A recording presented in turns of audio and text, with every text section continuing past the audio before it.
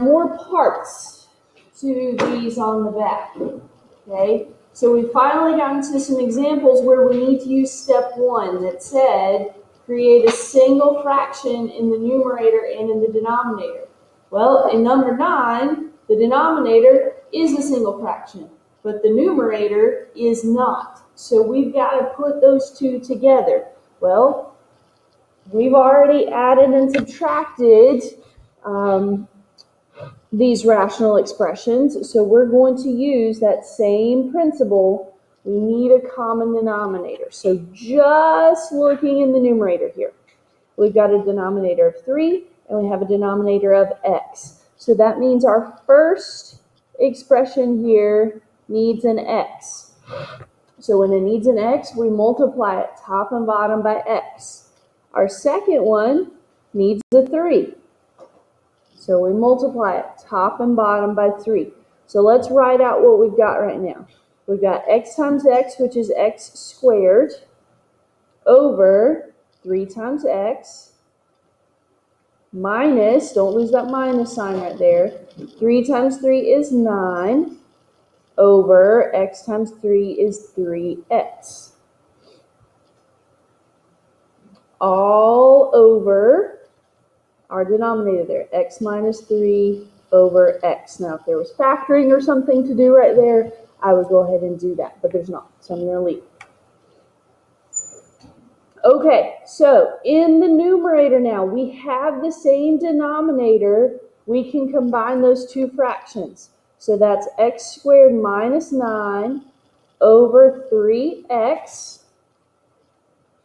I'm going to go ahead and flip my bottom one over and multiply. So that's times x over x minus 3.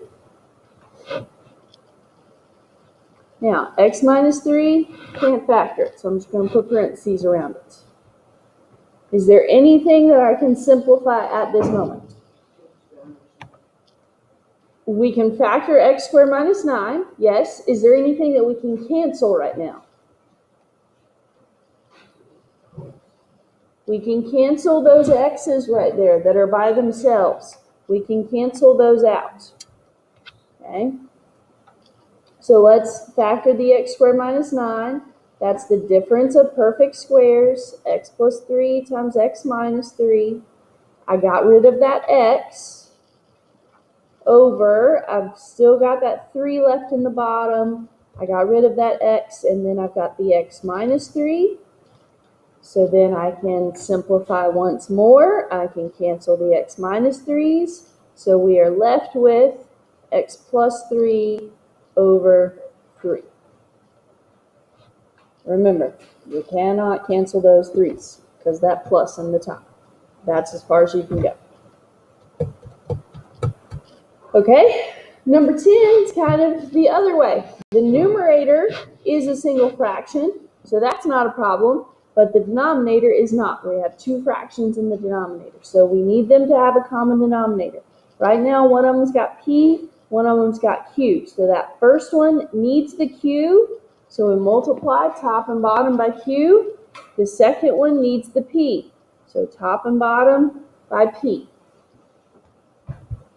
So we don't mess with the top because it was good. Okay. Q times 1 is simply q, minus 1 times p is p over q times p.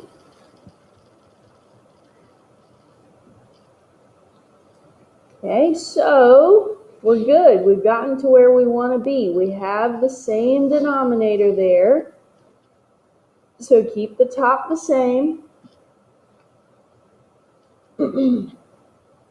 Okay, we're going to flip the bottom one over. So the bottom one, oh, I should have taken another step here. Just to make it clear. All right, let me do this. Let's put those together.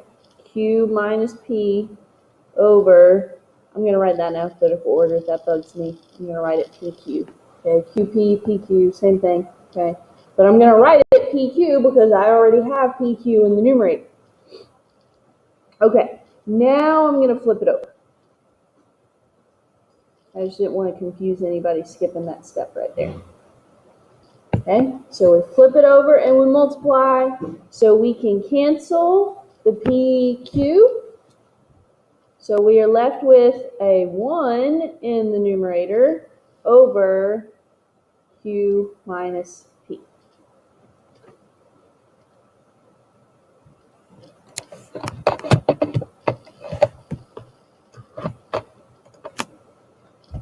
Okay, let's look at number 15.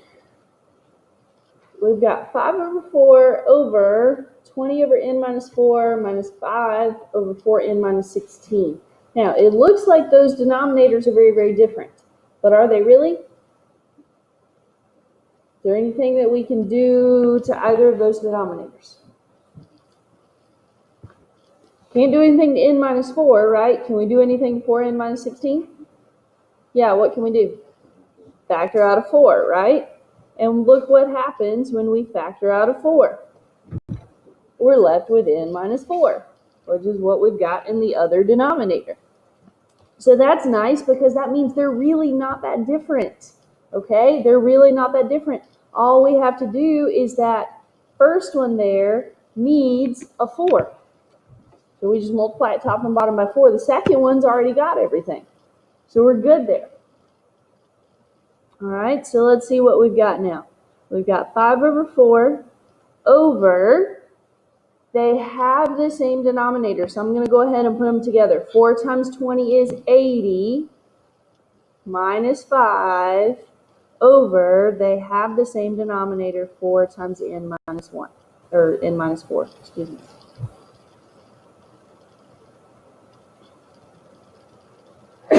Bless you. Okay, are we good there? Did I confuse anybody? Okay, so the top stays the same, 5 over 4 times, flip the bottom one over and multiply. 4 times n minus 4 over, what's 80 minus 5? 75. It's multiplication, make it one big fraction. Look at what we can do. We can cancel those 4s. 5 over 75 simplifies. 75 divided by 5 is 15, but that goes in the bottom because 75 was on the bottom. And we've got the n minus 4 left in the top. And we're done.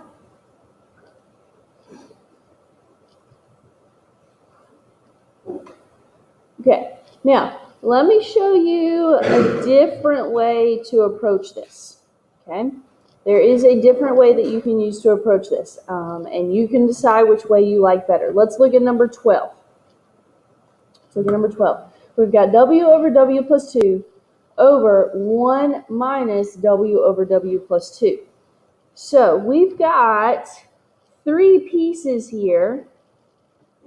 Okay, I'm going to put that 1 over a 1 because people tend to kind of forget about that 1 if it doesn't look like all the other pieces. Okay, so I'm going to put that over 1.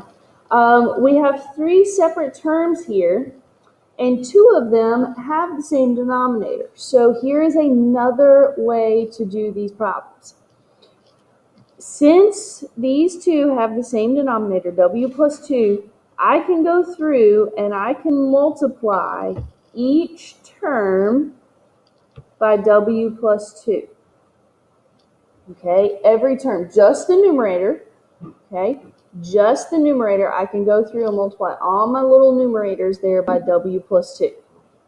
Okay, now what happens is in the very, very top here, I've got w plus 2 in the numerator and in the denominator. Those can cancel out. So what am I left with? Just a w. And that's all that I'm left with in the numerator up there. Okay, down here in the bottom, I've got w plus 2 times 1. Well, multiplying by 1 doesn't do anything, so it's just w plus 2.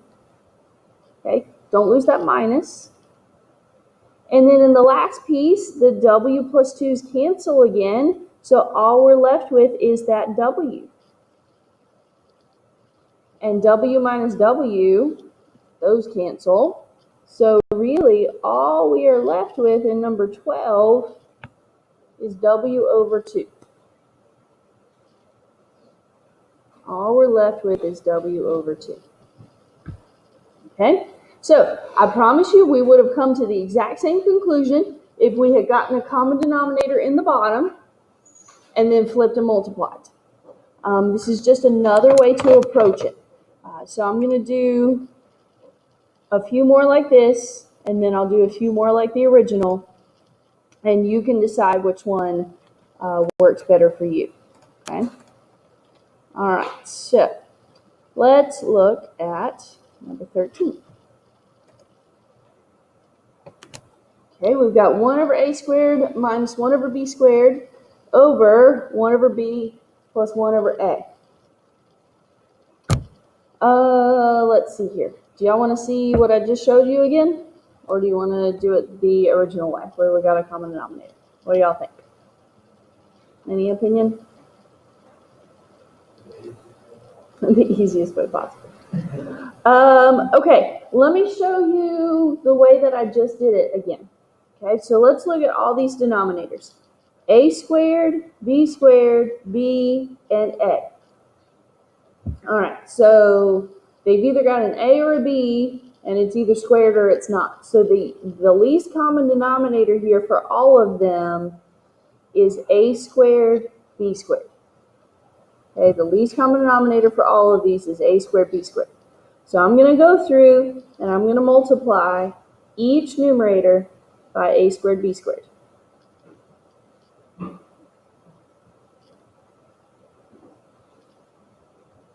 Okay, so let's look at what cancels with each one. In the very first piece, I got a squared in the top and in the bottom. So what am I left with? B squared times 1. Well, that's just b squared. Minus. Okay, in the second piece, I got b squared in the top and in the bottom. So those cancel. So I've got 1 times a squared, which is just a squared. So I'm done in the numerator. In the denominator, let's see here. We've got a b squared in the top and a b in the bottom. So that leaves us with just a b. And there's also an a squared there. So a squared b plus, in the last term, we've got an a squared over an a. So that leaves us with just an a and a b squared. Okay, so now we've got one single fraction, but it's not completely simplified. Okay, so let's see here. Numerator, b squared minus a squared. That kind of looks like something maybe? It's the difference of perfect squares, because they're both squared and we're subtracting. So every time, this is how it factors. Okay, the square root of those two terms, so b and a, 1 plus, 1 minus. Over, all right, in the bottom, these two terms have some stuff in common, right? They've both got an a, they've both got a b. I'm going to factor out an a and a b. When I do that, when I take that out of the first term, I took an a out of a squared, so I've got an a left. I took the b out. Plus, I took the a out and I took one of the b's out. Is b plus a the same as a plus b? Is 2 plus 3 the same as 3 plus 2? Yeah, those are the same. Okay, as long as it's addition, the order doesn't matter. Now subtraction, it does. So here we go. B minus a over a times b. All we can do that. Okay, let's do number 14. Let's see here. We've got 4 terms, but only 2 of them have denominators. I'm going to put those ones over 1, okay, just so that it looks like they're fractions. Okay, I've got in the 2 denominators that I have. So I'm going to go through and I'm going to multiply each term, the numerator, by n. because that's what's in the denominator, or in the denominators. Okay, so in the first one, the n cancels, we're left with an m. In the second one, nothing cancels, so we've just got minus 1 times n is n. Over, in the bottom, the first one, the n's cancel, so we're left with m. This one's plus 1 times n, the n. That's all we can do. There's nothing to be factored. They're not exactly the same. We can't cancel the m's and cancel the n's because there's a minus in the top and a plus in the bottom. So that's all we can do to that one.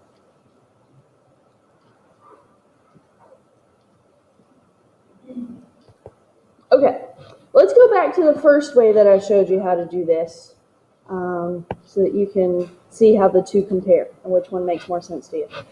Number 15. Let's look at the numerator. The first term has a 4 in the denominator. The second one has a 4v. So that means the first one is missing the v. So we've got 1 times v plus 1. So that's v plus 1 over, they're both over 4v. In the bottom, the first one has a v. The second one has a 4. So the first one needs the 4. The second one needs the v. So 4 times 1 is 4, plus 1 times v is v, and those were both over 4v. So now we keep the top the same, we flip the bottom one over and multiply, and I don't like 4 plus v, I would rather that be v plus 4. The 4 v's can cancel. So we've got v plus 1 over v plus 4. And that's as far as we can go. Cannot cancel those v's.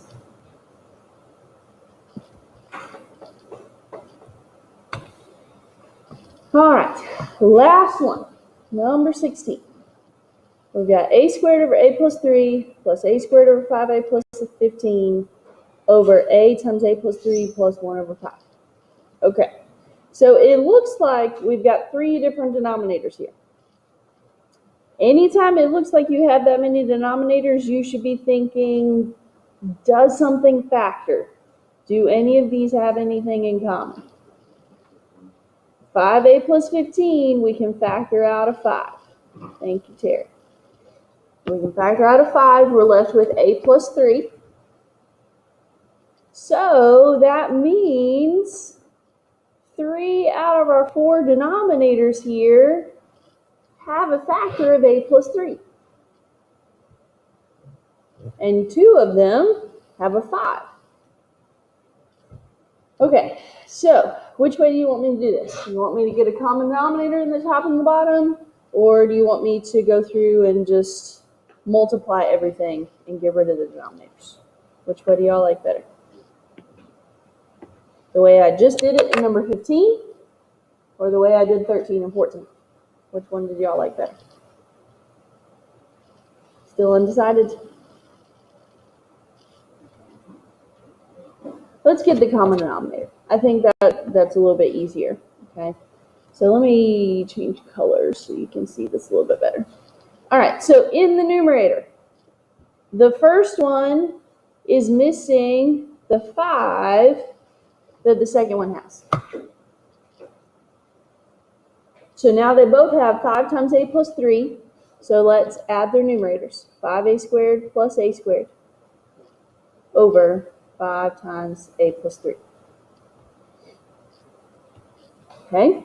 In the bottom, the first one has a plus 3. The second one has 5. So the first one needs the 5. The second one needs the a plus 3. So they both have the same denominator now, so we've got 5a plus, multiplying by 1 doesn't change anything, so that's just plus a plus 3.